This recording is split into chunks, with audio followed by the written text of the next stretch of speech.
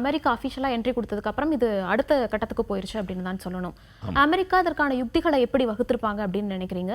America ஈரானினுடைய எந்தெந்த பகுதிகளை plan பண்ணி தாக்கியிருக்காங்க? இப்போது ஈரான் வந்து நியூக்ளியர் ஃபெசிலிட்டிஸ் அங்கே நிறையா இருக்குது. இப்போது ரீசெண்டாக ஒரு ஸ்டேட்மெண்ட் பார்த்ததில் ஈரானோட லீடர் சொல்லியிருக்கிறாங்க, நாங்கள் ஒரு வாரத்தில் ஒரு நியூக்ளியர் ஃபெசிலிட்டி நாங்கள் தயார் பண்ணுவோம் அப்படின்ட்டு. அதில் மோஸ்ட்லி அண்டர் கிரவுண்ட். ஒரு நியூக்ளியர் ஃபெசிலிட்டினா ஓவர் கிரவுண்டு வச்சுருக்காங்க, அண்டர் கிரவுண்ட் வச்சுருக்காங்க. அந்த ஃபுர்டோ அப்படின்ற ஒரு இடத்துல இதோட பேர் வந்து நியூக்ளியர் ஃபெசிலிட்டி, அந்த இதோட பேர் வேறு. ஆனால் அந்த இடம் ஃபுர்டோன்ற வில்லேஜில் இருக்கனால அது ஃபுர்டோன்னு சொல்கிறோம். இல்லைனா அலி ஷாஹித் அலி முகமதி அப்படின்ற ஒரு நியூக்ளியர் ஃபெசிலிட்டி அதோட பேர். அது ஃபுர்டோவில் இருக்குது. அது முழுக்க வெறும் ஒரு என்ட்ரன்ஸ் மட்டும் வெளியே இருக்குது. மீதி எல்லாம் முழுக்க மலை அடிவாரத்தில், மலை கீழே இருக்குது, அடிவாரம்னு சொல்ல முடியாது. அந்த மலை கீழே ஒரு 80 to 90 மீட்டர்ஸ் டிஸ்டன்ஸில் 350 to 360 ஃபீட்டு கீழே அவங்க இந்த நியூக்ளியர் பிளான்ட்டை பண்ணியிருக்காங்க. அதுவும் சாதாரணமாக பண்ணாமல் நடுவில் வந்து ஒரு சிமெண்ட் கூட அயன் ராட்ஸ் எல்லாம் வச்சுருக்குறாங்க. அதனால் ஒரு பாம்பு போகும்போது அந்த அயன் ராட்ஸ் இருக்குனால அதோட எஃபெக்ட் வந்து ரொம்ப தூரத்துக்கு போக முடியாத ஒரே இடத்துல லோக்கலைஸ் பண்ணுறதுக்காக அவங்க ட்ரை பண்ணியிருக்காங்க. இது வந்து ஃபுர்டோ. இது வந்து கேட்குறதுக்கே அபூர்வமாக இருக்குது. இந்த மாதிரி நியூக்ளியர் ஃபெசிலிட்டிஸ் கீழே பண்ணுறது நம்மக்கிட்ட அண்டர் கிரவுண்ட்லாம் இல்லை ஒன்று. அது இல்லாமல் நட்டான்ஸ்ன்ற ஒரு நியூக்ளியர் ஃபெசிலிட்டிஸ்லேயும் இதே மாதிரி அண்டர் கிரவுண்டு ஓவர் கிரவுண்ட். அங்கே வந்து 3 ஃபெசிலிட்டி அண்டர் கிரவுண்டு, மீதி 2 ஓவர் கிரவுண்டில் இருக்குது. அங்கே ஒவ்வொரு அண்டர் கிரவுண்ட் ஃபெசிலிட்டியும் 50,000 சென்ட்ரிஃபியூஜஸ் வச்சுருக்குறாங்க. அதனால் நட்டான்ஸ் ஒன்று. மூணாவது இஸ்ஃபஹா அந்த இடத்துல இருக்குது. அந்த இஸ்ஃபஹா வந்து இவங்க வந்து டொமாஹாக் மிசைல்ஸில் தாக்கியிருக்கிறாங்க யூஎஸ்ஸை. மீதி 2த்துலேயும் GBU 57ன்னு ஒரு பாம் யூஸ் பண்ணியிருக்கிறாங்க. இந்த ஒன்று வந்து பங்கர் பஸ்டிங்னு சொல்லுவோம். இந்த பங்கர் பஸ்டிங் பாம் லெபனனில் இஸ்ரேல் யூஸ் பண்ணியிருக்கு. அது வந்து ஒரு 20 அடி 30 அடி அங்கே இருக்கிற பங்கரை தொலைச்சிட்டு உள்ளே போய் அங்கே போய் பாம்பு வெடிக்கும். அந்த மாதிரி இது வந்துட்டு பங்கர் பஸ்டிங் தான் சொல்கிறோம். ஆனால் இதோட வெயிட்டும் இதோட மேசிவ்னஸும் ரொம்ப ஜாஸ்தி. அது வந்து ஒரு 30 அடி போகிறதுனா இது வந்து ஒரு நோன் 60 இல்லை 100 மீட்டர்ஸ் உள்ளே போகிற மாதிரி ஒரு பாம் தயாரிச்சிருக்காங்க அமெரிக்கா. இது அவங்க லூஸில் MOABன்னு சொல்கிறது, மேசிவ் ஆர்டினன்ஸ் ஏர் பிளாஸ்ட் அதோட பேர். ஆனால் லூஸாக எல்லோரும் அது மதர் ஆஃப் ஆல் பாம்ஸ்ன்னு, அப்படின்னா பாம்லேயே பெரிய பாம் அப்படின்ட்டு வந்து பண்ணியிருக்கிறாங்க. இது யார்கிட்டையும் இல்லை, வெறும் அமெரிக்கா கிட்ட தான் இருக்குது.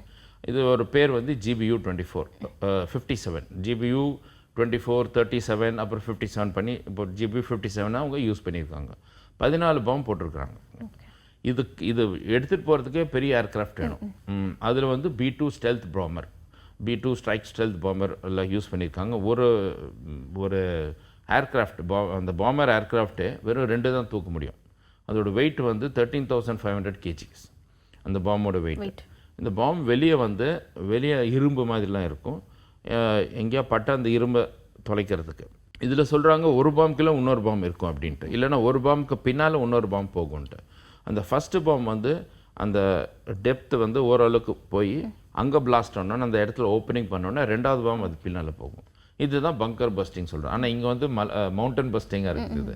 அதுக்காக இந்த பாம் வந்து யூஸ் பண்ணியிருக்காங்க. இந்த பாம் வெறும் அமெரிக்கா கிட்டே இருக்கிறதுனால இதை வந்து இவங்க பங்கர் பஸ்டிங் பாம் அமெரிக்கா இஸ்ரேலில் கொடுத்துருக்கு. ஆனால் இதை வந்து இது வரைக்கும் கொடுத்ததில்லை.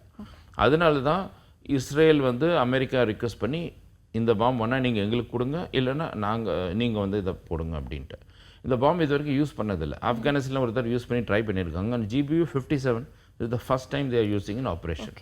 அப்போ அதை பற்றி ஒரு டெஸ்ட் ஆயிடுது. அந்த பாம்போட எப்படி நம்ம காரை யூஸ் பண்ணி ரோட் டெஸ்ட் பண்ணணும் தான் வாங்க பார்க்குறோம். இப்போ இந்த டெஸ்ட் ஆனோன்னே இந்த பாம்பை இன்னும் இம்ப்ரூவ் பண்ணுறது என்னென்னு இது பண்ணுவாங்க. இதுதான் இந்த special quality of the bomb. 2வது இதெல்லாம் வந்து மிசோரி அமெரிக்காலேருந்து இவங்க குவாம் ஒரு பேஸ்லேருந்து டிசப்ஷனுக்காக அவங்க அங்கெல்லாம் ஃப்ளைட்டில் எடுத்திருக்காங்க. ஆனால் இங்கே வந்து மிசோரிலேருந்து டேக் ஆஃப் பண்ணி நடுவில் மிடர் ரீஃபில்லிங் பண்ணி மிடர் ரீஃபில்லிங் ஒவ்வொரு இடத்துல வச்சு அது மேலே போய் அதுவும் அந்த ஏன்னா அவ்வளோ தூரத்தில் போகிறதுக்கு அந்த ஏர்க்ராஃப்டில் ஃபியூல் இருக்காது. மிடர் ரீஃபில்லிங் 2 தடவை பண்ணியிருக்காங்கண்ணா வழியில் பண்ணி. இதுக்கு முன்னால் வேறு ஏதாவது கீழேருந்து மிசைல்ஸ் எல்லாம் அட்டாக் பண்ணாமல் இருக்கிறதுக்கு முன்னால் cyber security aircrafts, surveillance aircrafts எல்லாம் இதுக்கு முன்னால் பறந்து அதனால ஒரு குரூப் ஆஃப் ஏர்க்ராஃப்ட்ஸ் இதெல்லாம் பறந்து இது எடுத்துகிட்டு போயிருக்கிறாங்க. இந்த மாதிரி ஒரு ஆப்ரேஷன் பண்ணதில் இதுதான் ஃபஸ்ட்டு டைம். இந்த டிஸ்டன்ஸில் இவ்வளோ பெரிய டிஸ்டன்ஸில் பண்ணுறது இதுதான் ஃபஸ்ட் டைம். இவ்வளோ லாங் ஹவர்ஸ் இந்த B-50 stealth bombers long hours மேலே ஏர்க்ராஃப்டில் இருக்கிறதும் இதுதான் ஃபஸ்ட்டு டைம். 37 ஹவர்ஸ் கண்டினியூஸாக ஃப்ளை பண்ணி திருப்பி வந்து லேண்ட் ஆகிருக்கு மிசோரியில். அதுவும் இன்றைக்கி மார்னிங் தான் லேண்ட் ஆகிருக்கு.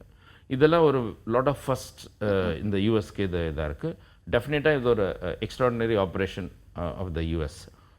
அது மாதிரி வெறுமே ஏர்க்ராஃப்ட்ஸ் யூஸ் பண்ணி இந்த AD defence missile defences aircrafts முன்னால் பறக்க வச்சு அப்புறமேல மிட் ஏர் ரீஃபில்லிங்லாம் பண்ணி அப்புறம் இந்த பாம்பு போய் போட்டுட்டு லேண்ட் ஆகாமல் திருப்பி யூஎஸ் பேஸ்க்கு வந்திருக்கு.